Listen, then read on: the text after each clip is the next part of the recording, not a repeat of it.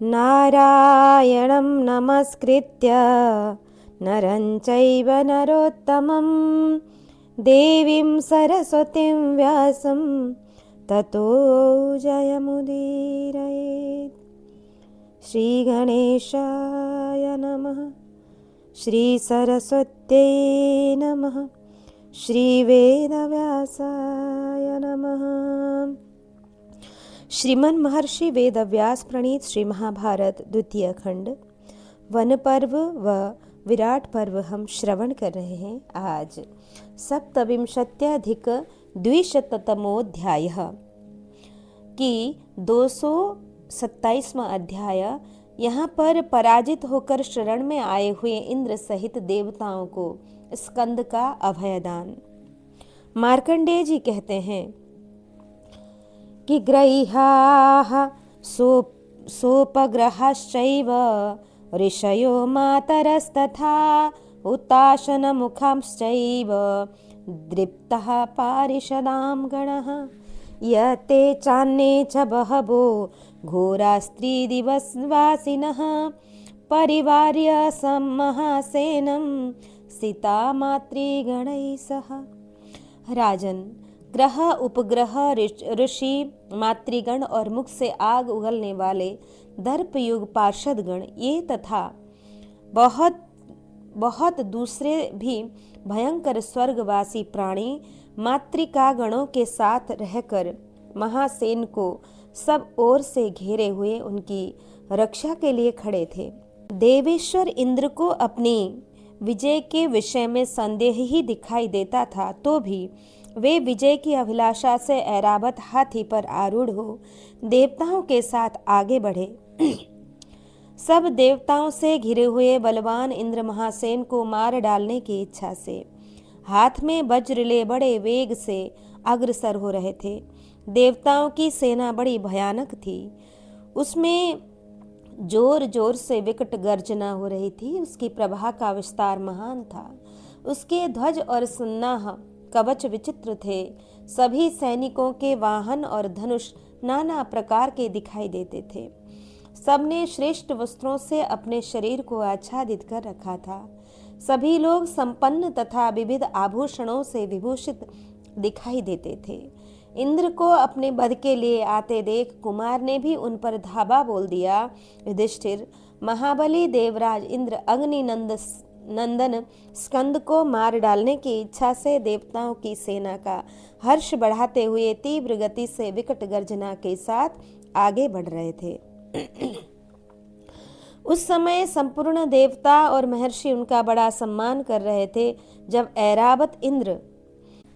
जब देवराज इंद्र कुमार कार्तिकेय के निकट पहुंचे, तब उन्होंने देवताओं के साथ सिंह के समान गर्जना की। उनका भय सिंहनाद सुनकर कुमार कार्तिकेय भी समुद्र के समान भयंकर गर्जना करने लगे और देवताओं की सेना उमड़ते हुए समुद्र के समान जान पड़ती थी।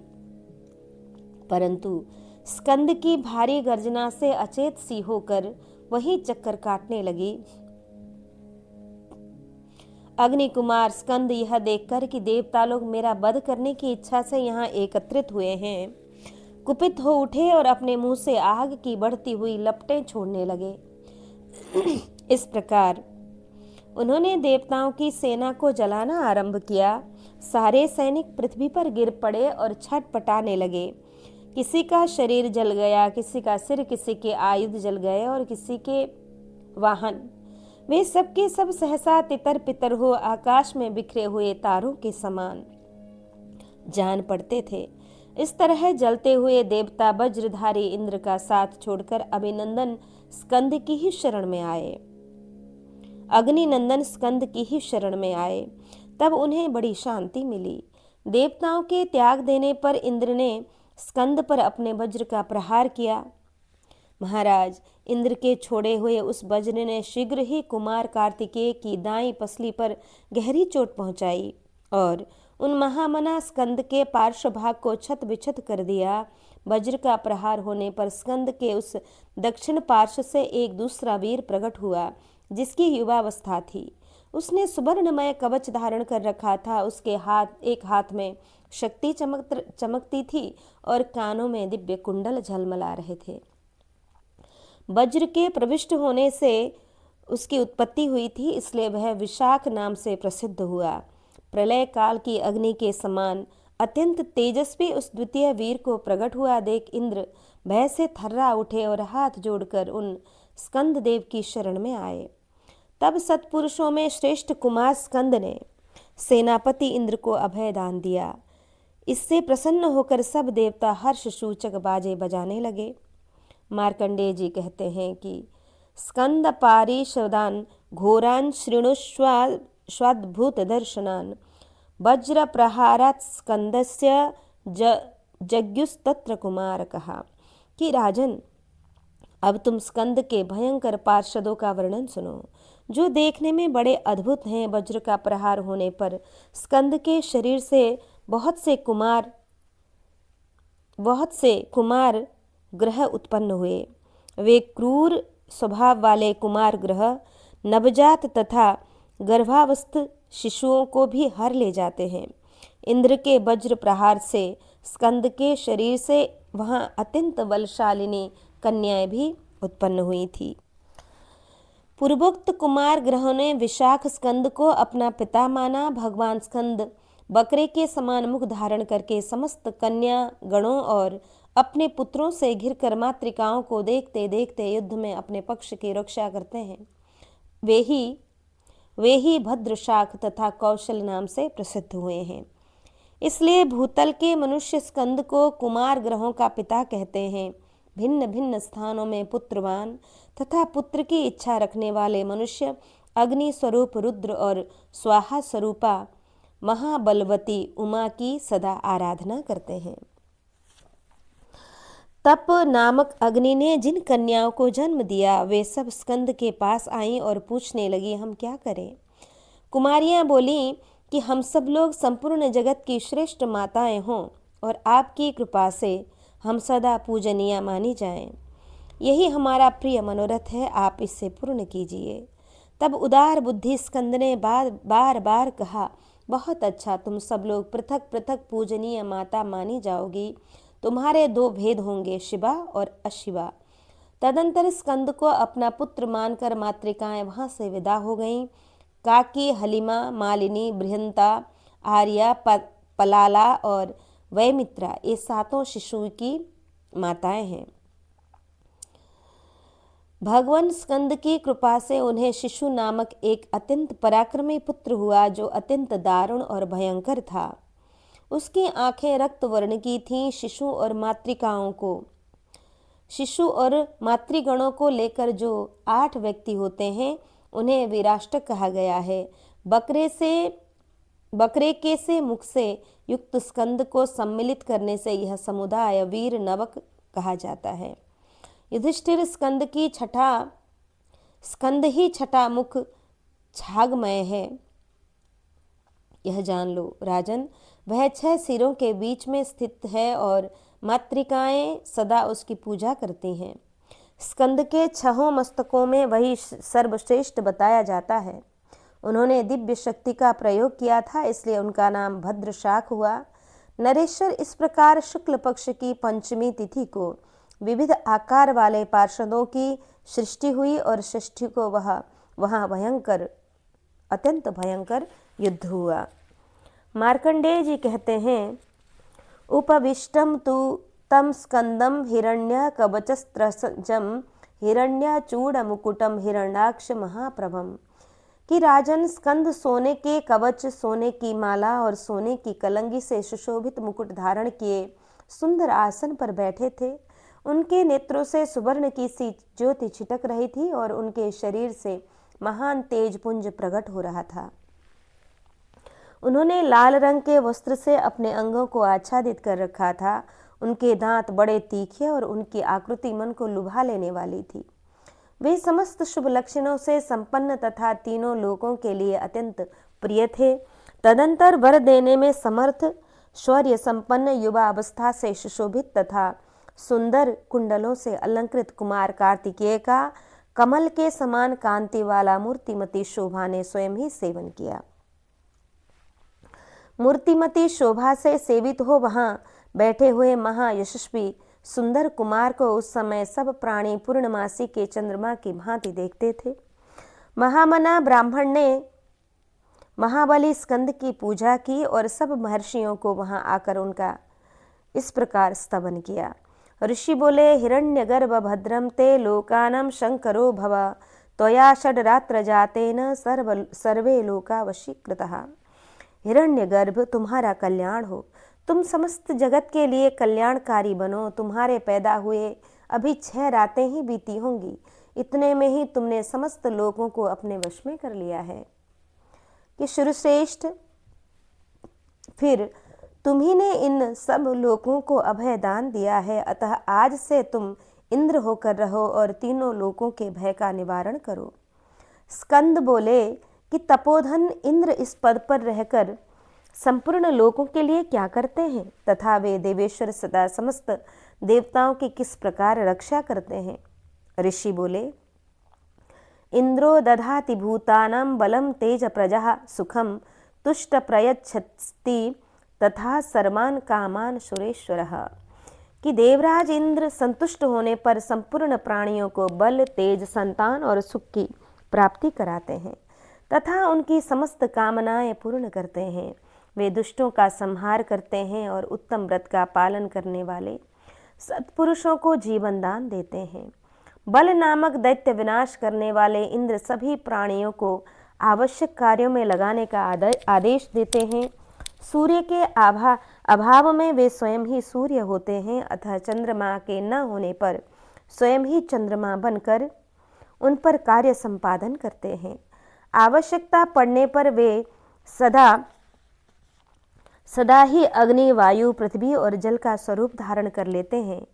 यह सब इंद्र का कार्य है। इंद्र में अपरिमित बल होता है, परिमित नहीं अपरिमित बल होता है। वीर, तुम भी श्रेष्ठ बलवान हो, अतः तुम ही हमारे इंद्र हो जाओ। इंद्र ने कहा, महाबाहो, तुम ही इंद्र बनो और हम सबको सुख पहुँचाओ। सज्जन शिरोमणे, तुम सदा इस पद के सर्वथा योग्य हो, अतः आज ही इस पद पर अपना अभिषेक करा लो। स्कंद बोले, इंद्रदेव, आप ही स्वस्थ चित्त होकर तीनों लोकों का शासन कीजिए और विजय प्राप्ति के कार्य में संलग्न रहिए। मैं तो आपका सेवक हूँ, मुझे इंद्र बनने की कदापि इच्छा नहीं है। इंद्र ने कहा, वीर, तुम्हारा बल अद्भुत है, अतः तुम ही देव शत्रुओं का संहार करो। वीरवर, मैं तुम्हारे सामने पराजित होकर बलहीन सिद्ध हो गया हूँ, अतः तुम्हारे पराक्रम से चकित होकर लोग मेरी अवहेलना करेंगे। यदि मैं इंद्र पद पर स्थित रहूं तो भी सब लोग मेरा उपहास ही करेंगे और आलस्य छोड़कर हम दोनों में परस्पर फूट डालने का प्रयत्न करेंगे। प्रभु, यदि तुम फूट जाओगे तो जगत के प्राणी 2 भागों में बट जाएंगे। महाबलवान वीर, संपूर्ण लोकों के निश्चय ही 2 पलटों में बट जाने तथा लोगों के द्वारा भेद बुद्धि उत्पन्न किए जाने पर हम लोगों में युद्ध प्रारंभ हो सकता है। अतः तात, उस युद्ध में जैसा कि मेरा विश्वास है तुम ही विजय होगे, अतः तुम ही इंद्र हो जाओ। इस विषय में कोई दूसरी बात मत सोचो। स्कंद बोले, देवेंद्र, आप ही देवराज के पद पर प्रतिष्ठित रहें, आपका कल्याण हो। आप ही तीनों लोकों के तथा मेरे भी स्वामी हैं। आपकी किस आज्ञा का पालन करूं, यह मुझे बताने की कृपा कीजिए। इंद्र ने कहा कि महाबलवान स्कंद, मैं तुम्हारे कहने से इंद्र पद पर प्रतिष्ठित रहूंगा। यदि वास्तव में तुम मेरी आज्ञा का पालन करना चाहते हो, यदि तुमने यह निश्चित बात कही है अथवा यदि तुम्हारा यह कथन सत्य है, तो मेरी यह बात सुनो। महावीर, तुम देवताओं के सेनापति के पद पर अपना अभिषेक करा लो। स्कंद बोले, देवराज, दानवों के विनाश, देवताओं के कार्य की सिद्धि तथा गौओं और ब्राह्मणों के हित के लिए आप सेनापति के पद पर मेरा अभिषेक कीजिए। मार्कंडेय जी कहते हैं, युधिष्ठिर, तदंतर समस्त देवताओं सहित इंद्र ने कुमार का सेनापति के पद पर अभिषेक कर दिया। उस समय वहाँ महर्षियों द्वारा पूजित होकर स्कंद की बड़ी शोभा हुई। उनके ऊपर तना हुआ वह सुवर्णमय छत्र उद्भासित हो रहा था, मानो प्रज्वलित अग्नि का अपना ही मंडप प्रकाशित होता हो। नरश्रेष्ठ परंतप युधिष्ठिर, साक्षात त्रिपुरनाशक यशस्वी भगवान शिव तथा देवी पार्वती के वहां पधार कर स्कंद के गले में विश्वकर्मा की बनाई हुई सोने की दिव्य माला पहनाई। भगवान वृषध्वज शिव ने अत्यंत प्रसन्न होकर स्कंद का समादर किया। ब्राह्मण लोग अग्नि को रुद्र स्वरूप बताते हैं, इसलिए स्कंद भगवान रुद्र के ही पुत्र हैं। रुद्र ने जिस वीर्य का त्याग किया था वही श्वेत पर्वत के रूप में परिणित हो गया। फिर कृत्तिकाओं ने अग्नि के वीर्य को श्वेत पर्वत पर पहुंचाया था। भगवान रुद्र के द्वारा गुणवानों में श्रेष्ठ कुमार कार्तिकेय का सम्मान होता देख सब देवता कहने लगे, ये रुद्र के ही पुत्र हैं। रुद्र ने अग्नि में प्रवेश करके इस शिशु को जन्म दिया है। रुद्र स्वरूप अग्नि से उत्पन्न होने के कारण स्कंद रुद्र के ही पुत्र कहलाए। भारत, सुरश्रेष्ठ स्कंद का जन्म रुद्र स्वरूप अग्नि से, स्वाहा से तथा 6 स्त्रियों से हुआ था, इसलिए वे भगवान रुद्र के पुत्र हुए। अग्नि नंदन स्कंद लाल रंग के 2 स्वच्छ वस्त्र धारण किए कांतिमान एवं तेजस्वी शरीर से ऐसी शोभा पा रहे थे मानो 2 लाल बादलों के साथ भगवान अंशुमाली सूर्य सुशोभित हो रहे हों। अग्निदेव ने स्कंद के लिए कुक्कुट के चिन्हों से अलंकृत ऊंचा ध्वज प्रदान किया था, जो रथ पर अपनी अरुण प्रभा से प्रलयाग्नि के समान उद्भासित होता था।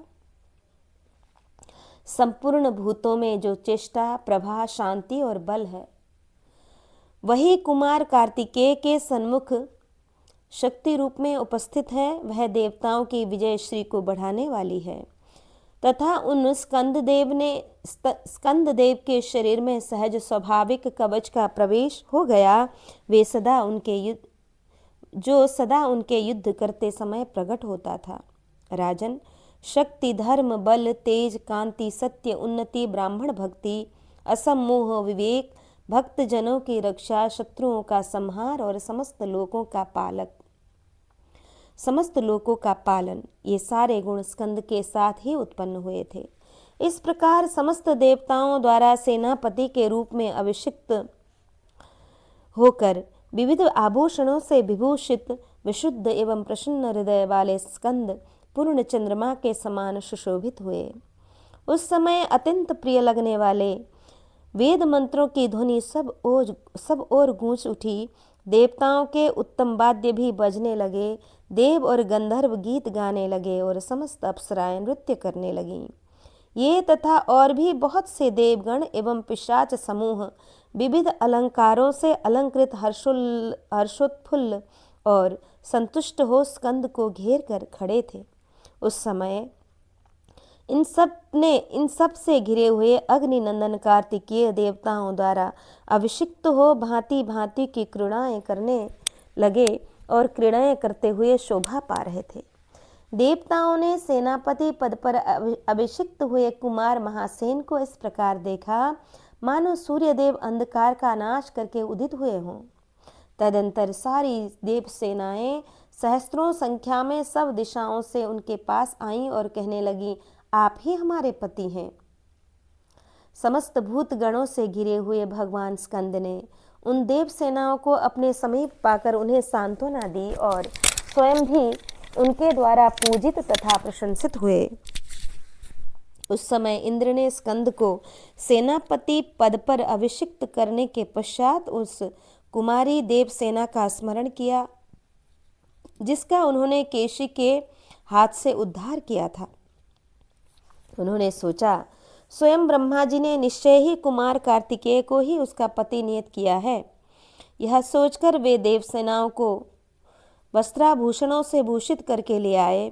फिर बल संहारक इंद्र ने स्कंद से कहा, सुरश्रेष्ठ, तुम्हारे जन्म लेने के पहले ही ब्रह्मा जी ने इस कन्या को तुम्हारी पत्नी नियत की है, अतः तुम वेद मंत्रों के उच्चारण पूर्वक इसका विधिवत पाणी ग्रहण करो।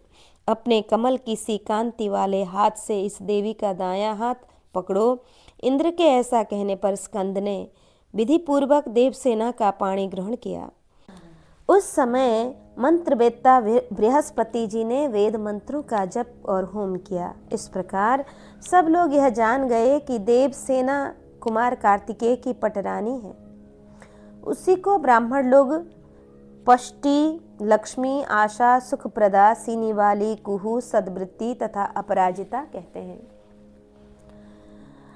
जब देवसेना ने स्कंद को अपने सनातन पति के रूप में प्राप्त कर लिया, तब शोभा स्वरूपा लक्ष्मी देवी ने स्वयं मूर्तिमती होकर उनका आश्रय लिया। पंचमी तिथि को स्कंद देव श्री अर्थात शोभा से सेवित हुए, इसलिए उस तिथि को श्री पंचमी कहते हैं। और षष्ठी को कृतार्थ हुए थे, इसलिए षष्ठी महातिथि मानी गई है। मार्कंडेय जी कहते हैं, श्रियाचुष्टम महासेनम देवसेनापतिम कृतम सप्तर्षि पत्न्यः षड्देवस् तत्सकाशमथागमन। कि राजन कुमार महासेन को श्री संपन्न और देवताओं का सेनापति हुआ देख सप्तर्षियों में से 6 की पत्नियां उनके पास आईं और वे धर्मपरायणा तथा महान पातिव्रत्य का पालन करने वाली थीं। तो भी ऋषियों ने उन्हें त्याग दिया था, अतः उन्होंने देवसेना के स्वामी भगवान स्कंद के पास शीघ्रता पूर्वक आकर कहा, बेटा, हमारे देवतुल्य पतियों ने अकारण रुष्ट होकर हमें त्याग दिया है, इसलिए हम पुण्य लोक से च्युत हो गई हैं। उन्हें किसी ने यह बता दिया कि तुम हमारे गर्भ से उत्पन्न हुए हो, परंतु ऐसी बात नहीं है। अतः हमारे सत्य कथन को सुनकर तुम इस संकट से हमारी रक्षा करो। प्रभु, तुम्हारी कृपा से हमें अक्षय स्वर्ग की प्राप्ति हो सकती है, इसके सिवा हम तुम्हें अपना पुत्र भी बनाए रखना चाहती हैं। यह सब कार्य संपन्न करके तुम हमसे उर्ण हो जाओ। स्कंद बोले, मातरो ही भवत्यो में सुतो वो हम निंदिता यद्यपिच्छत तत्सर्वं संभविष्यति वस्तुतः। वंदनीय सतियों, आप लोग मेरी माताएं हैं और मैं आप सबका पुत्र हूँ। इसके सिवा यदि आप लोगों की और कोई इच्छा हो तो वह भी पूर्ण हो जाएगी। मार्कंडेय जी कहते हैं, राजन, इस प्रकार इंद्र को कुछ कहने के लिए उत्सुक देख स्कंद ने पूछा कि क्या काम है, कहिए। स्कंद के इस प्रकार आदेश देने पर इंद्र बोले, रोहिणी की छोटी बहन अभिजित देवी स्पर्धा के कारण ज्येष्ठता पाने की इच्छा से तपस्या करने के लिए वन में चली गई है। तुम्हारा कल्याण हो। आकाश से यह एक नक्षत्र च्युत हो गया है, इसकी पूर्ति कैसे हो, इस प्रश्न को लेकर मैं किं कर्तव्य विमूढ़ हो गया हूँ। स्कंद, तुम ब्रह्मा जी के साथ मिलकर इस उत्तम काल मुहूर्त या नक्षत्र की पूर्ति के उपाय का विचार करो। अभिजित का पतन होने से ब्रह्मा जी ने धनिष्ठा से ही सत्ययुग आदि काल की गणना का क्रम निश्चित किया, क्योंकि वही उस समय युगादि नक्षत्र था। इसके पूर्व रोहिणी को ही युगादि नक्षत्र माना जाता था, क्योंकि उसी के प्रारंभ काल में चंद्रमा, सूर्य तथा गुरु का योग होता था। इस प्रकार नक्षत्र मास की दिन संख्या उन दिनों सम थी। इंद्र के उपर्युक्त प्रस्ताव करने पर उनका आशय समझकर 6 कृतिकाएं अभिजित के स्थान की पूर्ति करने के लिए आकाश में चली गईं। वह अग्निदेवता संबंधी कृतिका का नक्षत्र 7 सिरों की आकृति में प्रकाशित हो रहा था। गरुड़ जातीय विनता ने स्कंद से कहा, बेटा, तुम मेरे पिंड दाता पुत्र हो, मैं सदा तुम्हारे साथ रहना चाहती हूँ। स्कंद ने कहा कि ये वस्तु ऐसा ही हो। माँ, तुम्हें नमस्कार है, तुम मेरे ऊपर पुत्रोचित स्नेह रखकर कर्तव्य का आदेश देती रहो। देवी, तुम यहाँ सदा अपनी पुत्र वधू से देवसेना द्वारा सम्मानित होकर रहोगी। मार्कंडेय जी कहते हैं, राजन, तदंतर समस्त मातृगणों ने आकर स्कंद से कहा, बेटा, विद्वानों ने हमें संपूर्ण लोकों की माताएं कहकर हमारी स्तुति की है। अब हम तुम्हारी माता होना चाहती हैं। तुम मातृभाव से हमारा पूजन करो। स्कंद ने कहा, आप मेरी माताएं हैं, मैं आप लोगों का पुत्र हूँ। मुझसे सिद्ध होने योग्य जो आपका अविष्ट कार्य हो उसे बताएं। माताओं ने कहा कि ब्राह्मी, माहेश्वरी आदि सुप्रसिद्ध लोक माताएं जो पहले से इस संपूर्ण जगत की माताओं के स्थान पर प्रतिष्ठित हों, वे अपना पद छोड़ दें। उनके उस स्थान पर अब हमारा अधिकार हो जाए, उनका उस पर कोई अधिकार न हो। श्रीश्रेष्ठ, हम संपूर्ण जगत की पूजनीय हों। जो पहले मातृकाएं थी उनकी अब पूजा न हो। उन्होंने तुम्हारे लिए हम पर मिथ्या अपवाद लगाकर हमारे पतियों को कुपित करके हमारे संतान सुख को छीन लिया है। अतः तुम हमें संतान प्रदान करो, हमारे पतियों को अनुकूल करके हमें संतान सुख की प्राप्ति कराओ। स्कंद बोले, माताओं, जिन प्रजाओं की उत्पत्ति का अवसर बीत गया उन्हें आप लोग अब नहीं पा सकती। यदि दूसरी कोई प्रजा पाने की आपके मन में इच्छा हो तो कहिए, मैं उसे प्रदान करूंगा। माताओं ने कहा, यदि ऐसी बात है तो हमें इस लोक माताओं की संतानें सौंप दो, हम उन्हें खाना चाहती हैं। तुमसे पृथक जो उन संतानों के पिता आदि अभिभावक हैं उन्हें भी हम खाना चाहती हैं। स्कंद बोले, देवियों, आप लोगों ने यह दुख की बात कही है, तो भी मैं आपको पहले की मातृकाओं की संतान को अर्पित कर देता हूँ, परंतु आप लोग उन सब की रक्षा करें, इससे आपका भला होगा। मैं आपको सादर नमस्कार करता हूँ। माताओं ने कहा, स्कंद, जैसी तुम्हारी इच्छा है उसके अनुसार हम उन संतानों की रक्षा अवश्य करेंगी। शक्तिशाली कुमार, हमें दीर्घ काल तक तुम्हारे साथ रहने की इच्छा है। स्कंद बोले, संसार के मनुष्य जब तक 16 वर्ष के तरुण न हो जाएं, तब तक आप मानव प्रजा को पृथक पृथक उतने ही रूप धारण करके संतान दे सकती हैं। मैं आप लोगों को एक भयंकर एवं अविनाशी पुरुष प्रदान करूंगा जो मेरा अभिन्न स्वरूप होगा। उसके साथ सम्मान पूर्वक रहकर आप लोग परम सुख की भागिनी होंगी। मार्कंडेय जी कहते हैं, राजन, तदंतर स्कंद के शरीर से अग्नि के समान तेजस्वी तथा परम कांतिमान एक पुरुष प्रकट हुआ जो समस्त मानव प्रजा को खा जाने की इच्छा रखता था। वह पैदा होते ही भूख से पीड़ित हो सहसा अचेत होकर पृथ्वी पर गिर पड़ा। फिर स्कंद की आज्ञा से वह भयंकर रूपधारी ग्रह हो गया। श्रेष्ठ द्विज, इस ग्रह को स्कंदा पस्मार कहते हैं। इसी प्रकार अत्यंत रौद्र रूप धारण करने वाली विनीता को शकुनी ग्रह बताया जाता है। पूतना को राक्षसी बताया गया है, उसे पूतना ग्रह समझना चाहिए। वह भयंकर रूप धारण करने वाले निशाचरी बड़ी क्रूरता के साथ बालकों को कष्ट पहुंचाती है। उसके सिवा भयानक आकार वाली एक पिशाची है जिसे शीत पूतना कहते हैं। वह देखने में बड़ी डरावनी है। वह मानवी स्त्रियों का गर्भ हर लेती है। लोग अदिति देवी को रेवती कहते हैं। रेवती के ग्रह का नाम राइवत है। वह महाभयंकर महान ग्रह भी बालकों को बड़ा कष्ट देता है। दैत्यों की माता जो दिति है उसे मुखमंडिका कहते हैं। वह छोटे बच्चों के मांस से अधिक प्रसन्न होती है। उसे पराजित करना अत्यंत कठिन है। कुरुनंदन, स्कंद के शरीर से उत्पन्न हुए जिन कुमार एवं कुमारियों का वर्णन किया गया वे सभी गर्भस्थ बालकों का भक्षण करने वाले महान ग्रह हैं। वे कुमार उन्हीं पत्नी स्वरूपा कुमारियों के पति कहे गए हैं। उनके कर्म बड़े भयंकर हैं। वे जन्म लेने के पहले ही बच्चों को पकड़ ले जाती हैं।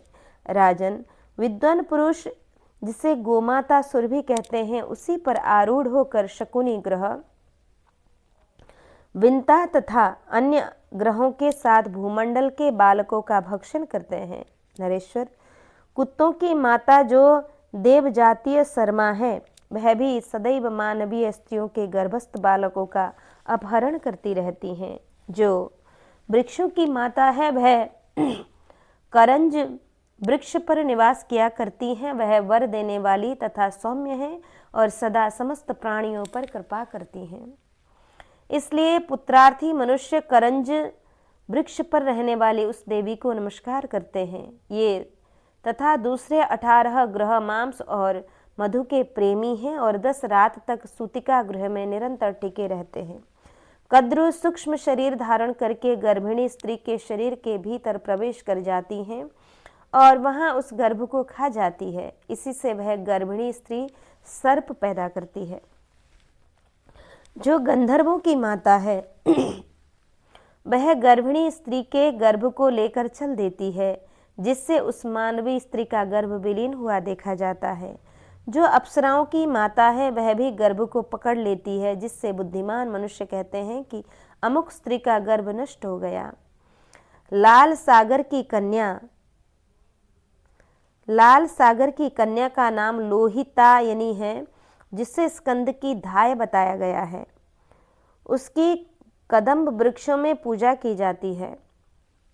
जैसे पुरुषों में भगवान रुद्र श्रेष्ठ हैं, उसी प्रकार स्त्रियों में आर्या उत्तम मानी गई हैं। आर्या कुमार कार्तिकेय की जननी है। लोग अपने अभिष्ट की सिद्धि के लिए उनका उपर्युक्त ग्रह से पृथक पृथक पूजन करते हैं। इस प्रकार मैंने ये कुमार संबंधी महान ग्रह बताए हैं। जब तक 16 वर्ष की अवस्था न हो जाए तब तक ये बालकों का अमंगल करने वाले होते हैं। जो मातृगण और पुरुष ग्रह बताए गए हैं, इन सबको समस्त देहधारी मनुष्य सदा स्कंद ग्रह के नाम से जाने। मनुष्य को कष्ट देने वाले ये तमाम स्कंद ग्रह भगवान रुद्र के भूत प्रेतादि गणों की भांति कुमार स्कंद के शरीर से उत्पन्न तमोमय कुमार के साथ ही माने जाते हैं। इन ग्रहों से रक्षा पाने के लिए भगवान महेश्वर की भक्ति करनी चाहिए। भय दिखाकर भी भगवान की भक्ति कराने में हेतुभूत होने के कारण इन ग्रहों का वर्णन यहाँ किया गया है। भगवान के भक्तों को ये ग्रह छू भी नहीं सकते। तमोगुणी प्रजा पर ही सब तामस ग्रहों का बल काम करता है और वही इनकी पूजा अर्चना किया करते हैं कि स्नान, धूप, अंजन, बलिकर्म, उपहार अर्पण तथा स्कंद देव की विशेष पूजा करके इन स्कंद ग्रहों की शांति करनी चाहिए। राजेंद्र, इस प्रकार पूजित तथा विधिवत पूजन द्वारा अभिवंदित होने पर वे सभी ग्रह मनुष्यों का मंगल करते हैं और उन्हें आयु तथा बल देते हैं। अब मैं भगवान महेश्वर को नमस्कार करके उन ग्रहों का परिचय दूंगा जो 16 वर्ष की अवस्था के बाद मनुष्य के लिए अनिष्ट कारक होते हैं। जो मनुष्य जागते या सोते में देवताओं को देखता और तुरंत पागल हो जाता है, उस कष्ट देने वाले ग्रह को देवग्रह कहते हैं। जो मनुष्य बैठे बैठे या सोते समय पितरों को देखता और शीघ्र पागल हो जाता है, उस बाधा देने वाले ग्रह को पितृग्रह जानना चाहिए। जो सिद्ध पुरुषों का अनादर करता है और क्रोध में आकर वे सिद्ध पुरुष जिसे शाप दे देते हैं, जिसके कारण वह तुरंत पागल हो जाता है, उसे सिद्ध ग्रह की बाधा प्राप्त हुई है, ऐसा समझना चाहिए। जो विभिन्न सुगंधों को सूंघता तथा रसों का आस्वादन करता है एवं तत्काल ही उन्मत्त हो उठता है, उस पर प्रभाव डालने वाले ग्रह को राक्षस ग्रह कहना चाहिए। भूतल पर जिस मनुष्य में दिव्य गंधर्वों का आवेश होता है, वह भी शीघ्र ही उन्मादग्रस्त हो जाता है। इसे गांधर्व ग्रह की ही बाधा समझनी चाहिए। जिस पुरुष पर सदा पिशाच चढ़े रहते हैं, वह भी शीघ्र पागल हो जाता है, अतः वह पिशाच ग्रह की बाधा है। काल क्रम से जिस पुरुषों में यक्षों का आवेश होता है, उसे भी पागल होते देर नहीं लगती। इसे यक्ष ग्रह की बाधा जानना चाहिए। जिस देहधारी मनुष्य का चित्त बात, पित्त और कफ नामक दोषों के कुपित होने से अपनी संज्ञा खो बैठता है, वह शीघ्र ही विक्षिप्त सा हो जाता है। उसकी वैद्यक शास्त्र के अनुसार चिकित्सा करानी चाहिए। जो घबराहट, भय तथा घोर वस्तुओं के दर्शनों से ही तत्काल पागल हो जाता है, उनके अच्छे होने का उपाय केवल उसे सांत्वना देना है। कोई ग्रह क्रीड़ा विनोद की, कोई भोजन की और कोई कामोपभोग की इच्छा रखता है। इस प्रकार ग्रहों की प्रकृति 3 प्रकार की है। जब तक 70 वर्ष की अवस्था पूरी होती है तब तक ये ग्रह मनुष्य को सताते हैं। उसके बाद तो सभी देहधारियों को ज्वर आदि रोग ही ग्रहों के समान सताने लगते हैं। जिसने अपनी इंद्रियों को सब ओर से समेट लिया है, जो जितेंद्रिय, पवित्र, नित्य, आलस्य रहित, आस्तिक तथा श्रद्धालु है, उस पुरुष को ग्रह कभी नहीं छेड़ते हैं, उसे दूर से ही त्याग देते हैं। राजन, इस प्रकार मैंने मनुष्य को जो ग्रहों की बाधा प्राप्त होती है उसका संपेक्ष से वर्णन किया है। जो भगवान महेश्वर के भक्त हैं उन मनुष्यों को भी ये ग्रह नहीं छूते हैं। मार्कंडेय जी कहते हैं कि यदा स्कंदेन मातृणामेवमेतद् प्रियं कृतम् अथैनाम ब्रवीत स्वाहा मम पुत्रस्त्वमौरसः। कि युधिष्ठिर, जब स्कंद ने इस प्रकार मातृगणों का यह प्रिय मनोरथ पूर्ण किया, तब स्वाहा ने आकर उनसे कहा, तुम मेरे अवसर पुत्र हो, अतः मैं चाहती हूँ कि तुम मुझे परम दुर्लभ प्रीति प्रदान करो। तब स्कंद ने पूछा, माँ, तुम कैसी प्रीति पाने की अभिलाषा रखती हो?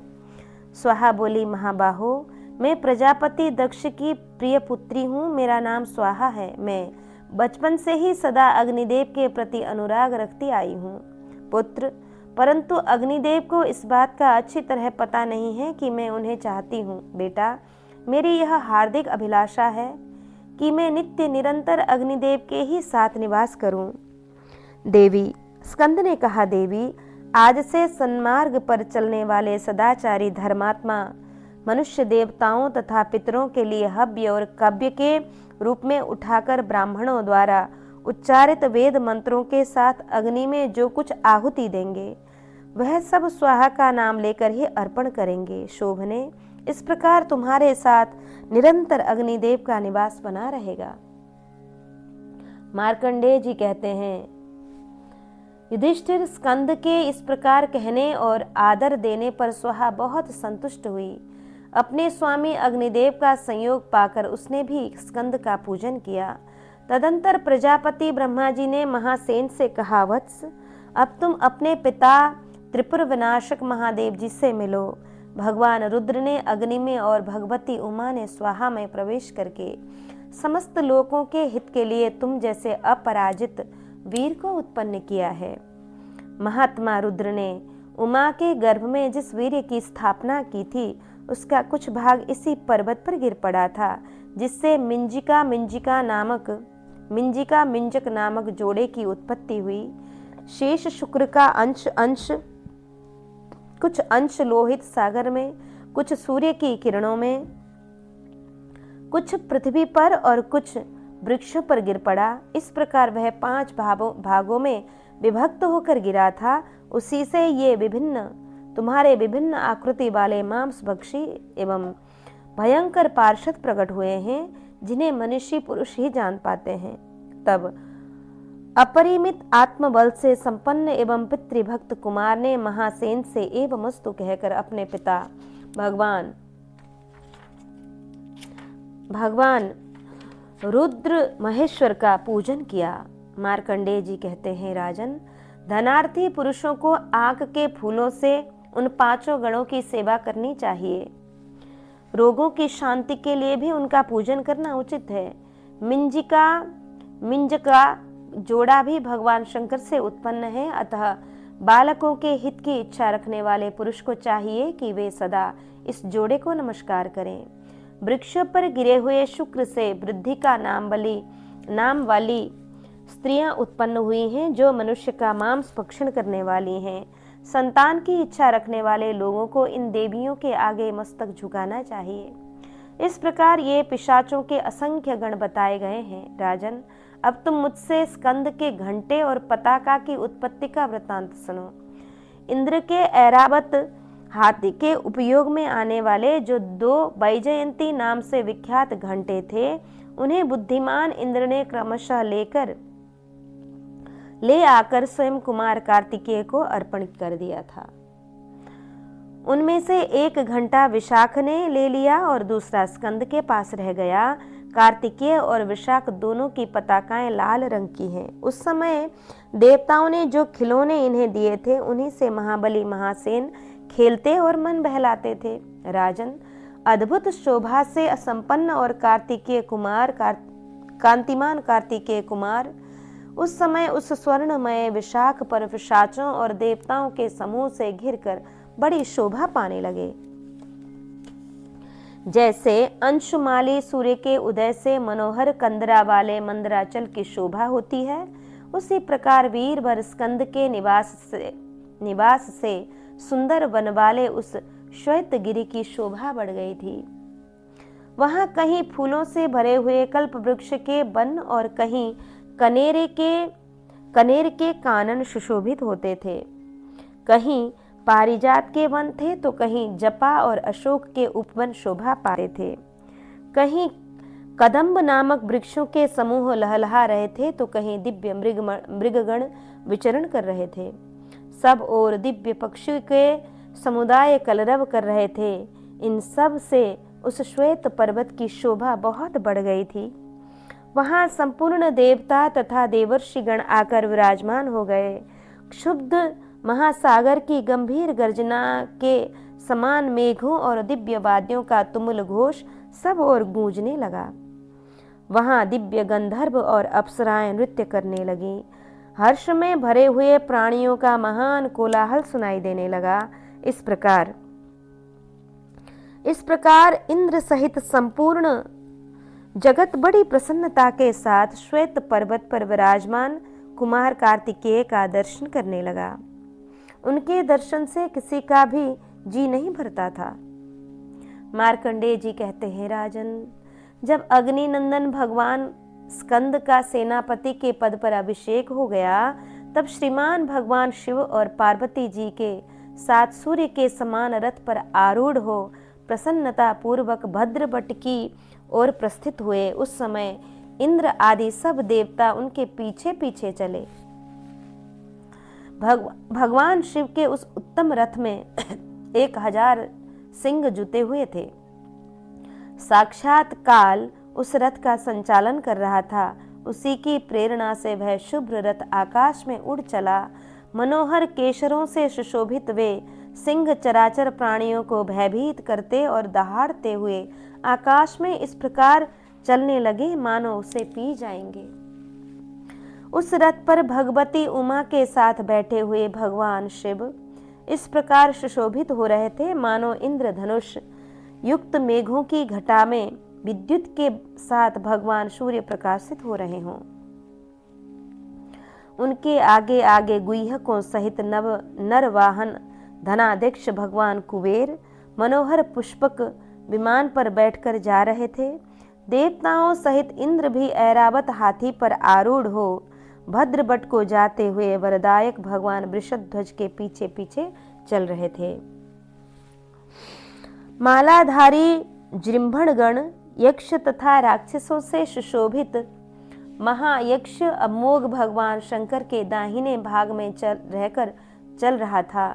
उसके दाहिने भाग में विचित्र प्रकार के युद्ध करने वाले बहुत से देवता वसुओं तथा रुद्रों के साथ संगठित होकर चल रहे थे। मृत्यु सहित यमराज अत्यंत भयंकर रूप धारण करके देवताओं के साथ यात्रा कर रहे थे। उन्हें सैकड़ों भयानक रोगों ने मूर्तिमान होकर चारों ओर से घेर रखा था। यमराज के पीछे पीछे भगवान शंकर का विजय नामक भयंकर त्रिशूल जा रहा था, जो 3 शिखरों से सुशोभित और तीक्ष्ण था। उस त्रिशूल को सिंदूर आदि से भलीभांति सजाया गया था। जल के स्वामी भगवान वरुण हाथ में भयंकर पाश लिए उस त्रिशूल को सब ओर से घेर कर धीरे धीरे चल रहे थे। उनके साथ नाना प्रकार की आकृति वाले जल जंतु भी थे। विजय के पीछे भगवान रुद्र का पट्टिश नामक शस्त्र जा रहा था, जिसे गदा, मूसल और शक्ति आदि उत्तम आयुधों ने घेर रखा था। राजन, पट्टिश के पीछे भगवान रुद्र का अत्यंत प्रभापूर्ण छत्र जा रहा था, जो उसके पीछे महर्षियों का सेवित कमंडलु यात्रा कर रहा था। कमंडलु के दाहिने भाग में जाते हुए तेजस्वी दंड की बड़ी शोभा हो रही थी। उसके साथ भृगु और अंगिरा आदि महर्षि थे और देवता भी बार बार उसका पूजन करते थे।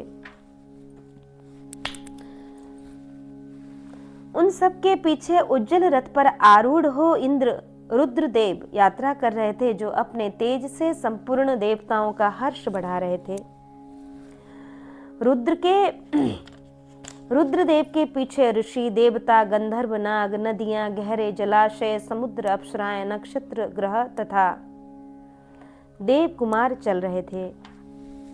मनोहर रूप और भांति भांति की आकृति धारण करने वाली बहुत सी सुंदरी स्त्रियां फूलों की वर्षा करती हुई भगवान रुद्र के पीछे पीछे जा रही थी।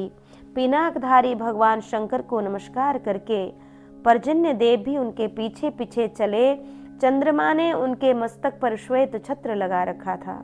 राजन, वायु और अग्नि चवर लेकर दोनों ओर खड़े थे। तेजस्वी इंद्र समस्त राजर्षियों के साथ भगवान वृषध्वज की स्तुति करते हुए उनके पीछे पीछे जा रहे थे। गौरी, विद्या, गांधारी, केशिनी, मित्रा और सावित्री ये सब पार्वती देवी के पीछे पीछे चल रही थीं। विद्वानों द्वारा प्रकाशित संपूर्ण विद्याएं भी उन्हीं के साथ थीं। इंद्र आदि देवता सेना के मुहाने पर उपस्थित हो भगवान शिव के आदेश का पालन करते थे। एक राक्षस ग्रह सेना का झंडा लेकर आगे आगे चलता था। भगवान रुद्र का सखा यक्षराज पिंगल देव, जो सदा स्मशान में ही उनकी रक्षा के लिए निवास करता और संपूर्ण जगत को आनंद देने वाला था, उस यात्रा में भगवान शिव के साथ था। इन सब के साथ महादेव जी सुखपूर्वक भद्रवटी की यात्रा कर रहे थे। वे कभी सेना के आगे रहते और कभी पीछे, उनकी कोई निश्चित गति नहीं थी। मरण धर्मा मनुष्य इस संसार में सत्कर्मों द्वारा रुद्रदेव की ही पूजा करते हैं। इन्हीं को शिव, ईश, रुद्र और पितामह कहते हैं। लोग नाना प्रकार के भावों से भगवान महेश्वर की पूजा करते हैं। इसी प्रकार ब्राह्मण हितैषी देव सेनापति कृत्तिका नंदन स्कंद भी देवताओं की सेना से गिरे हुए देवेश्वर भगवान शिव के पीछे पीछे चल रहे थे। तदंतर महादेव जी ने कुमार महासेन से यह उत्तम बात कही, बेटा तुम सदा सावधानी के साथ मारुतस्कंद नामक देवताओं के साथ में व्यूह की रक्षा करना। तब स्कंद बोले, प्रभु मैं सातवें व्यूह का मारुतस्कंधी की अवश्य रक्षा करूंगा। देव, इसके सिवा और भी मेरा जो कुछ कर्तव्य हो उसके लिए आप शीघ्र आज्ञा दीजिए। रुद्र ने कहा, पुत्र काम पड़ने पर तुम सदा मुझसे मिलते रहना। मेरे दर्शन से तथा मुझ में भक्ति करने से तुम्हारा कल्याण होगा। मार्कंडेय जी कहते हैं, राजन ऐसा कहकर भगवान महेश्वर ने कार्तिकेय को हृदय से लगाकर विदा किया।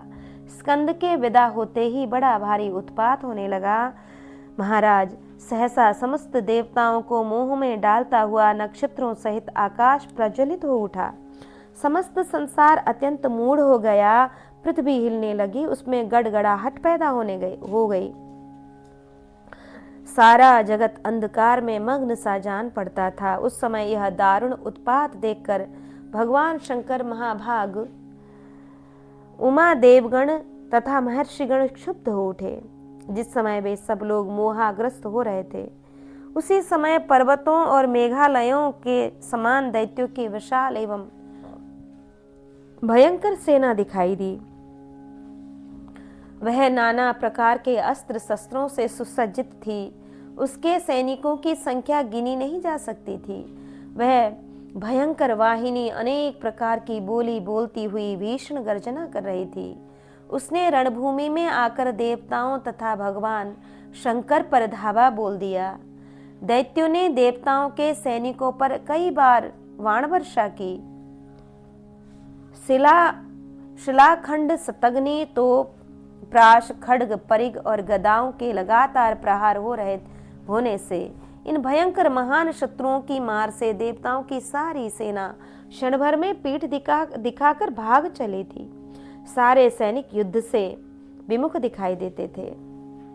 बहुत से योद्धा, हाथी और घोड़े काट डाले गए। असंख्य आयुध और बड़े बड़े रथ टूक टूक कर दिए गए। इस प्रकार दानवों द्वारा पीड़ित हुई देवताओं की सेना युद्ध से विमुख हो गई। जैसे आग समूचे वन को जला देती है, उसी प्रकार असुरों ने देवताओं की सेना में भारी मारकाट मचा दी थी।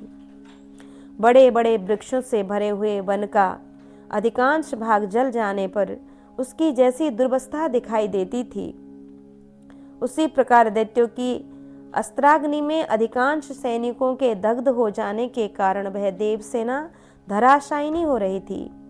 उस महासागर में असुरों की मार खाकर वे सब देवता भागते हुए कहीं कोई रक्षक नहीं पा रहे थे। किन्हीं के सिर फट गए थे तो किन्हीं के सब अंगों में गहरे घाव हो गए थे।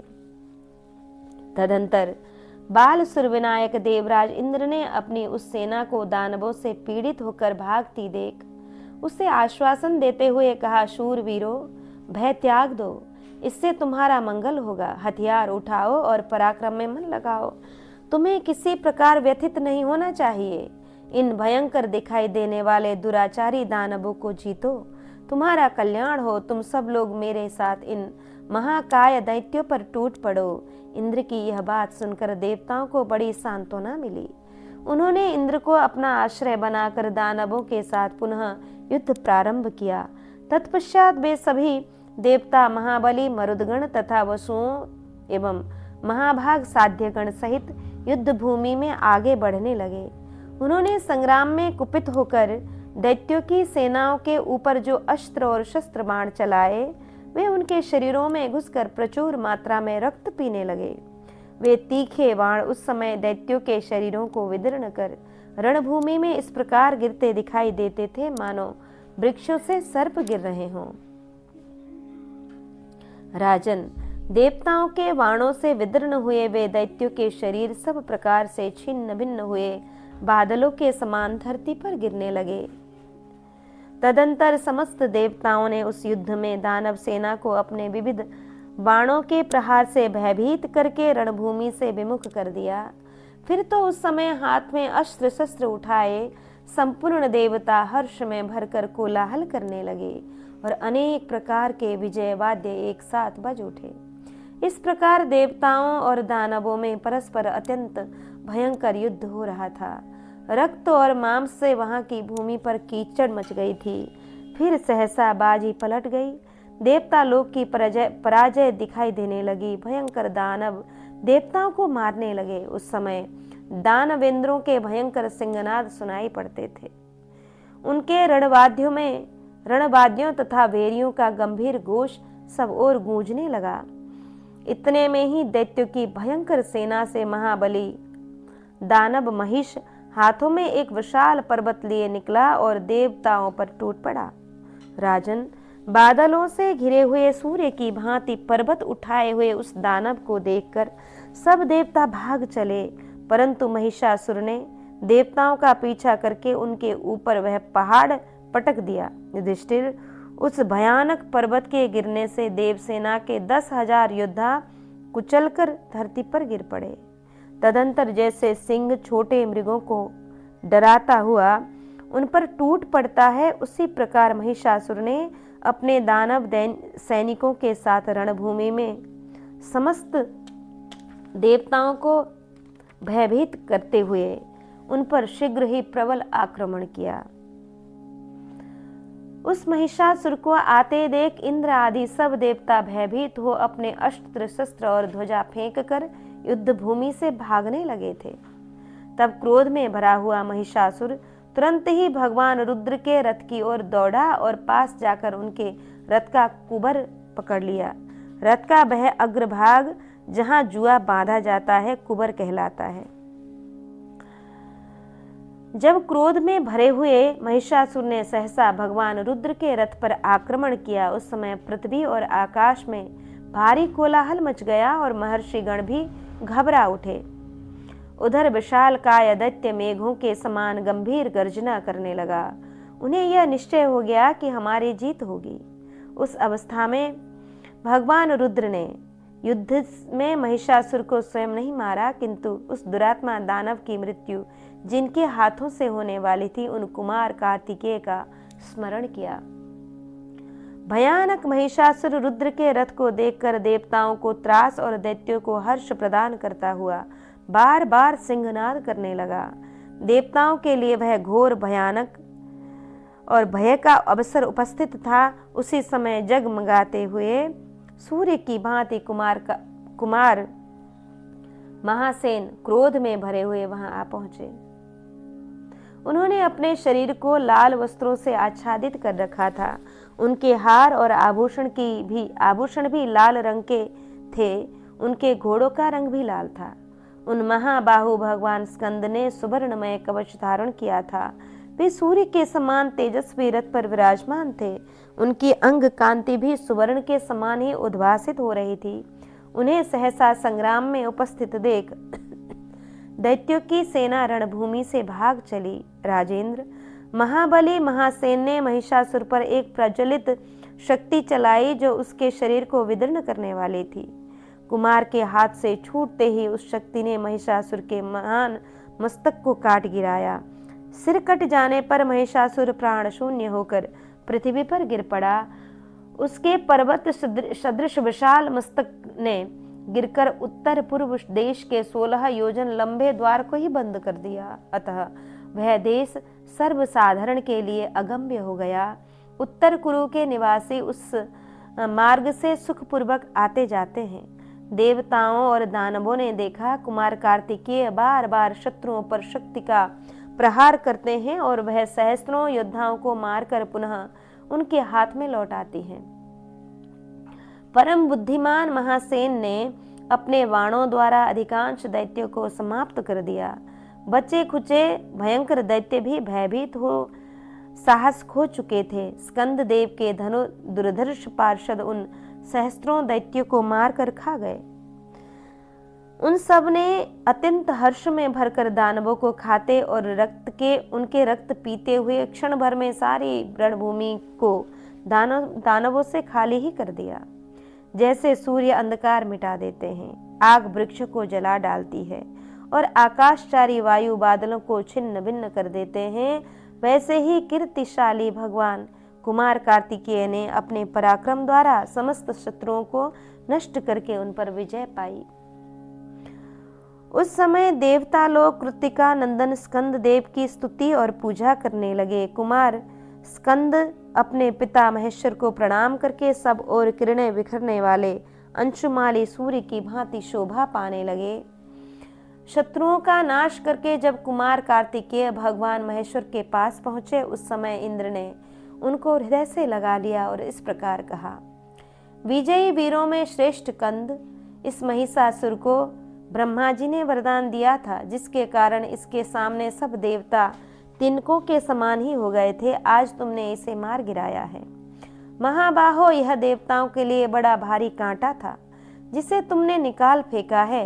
यही नहीं, आज रणभूमि में इस महिष के समान पराक्रमी 100 देवद्रोही दानव और तुम्हारे हाथ से मारे गए हैं, जो पहले हमें बहुत कष्ट दे चुके हैं। तुम्हारे पार्षद भी सैकड़ों दानवों को खा गए हैं। देव, तुम भगवान शंकर के समान ही युद्ध में शत्रुओं के लिए अजेय हो।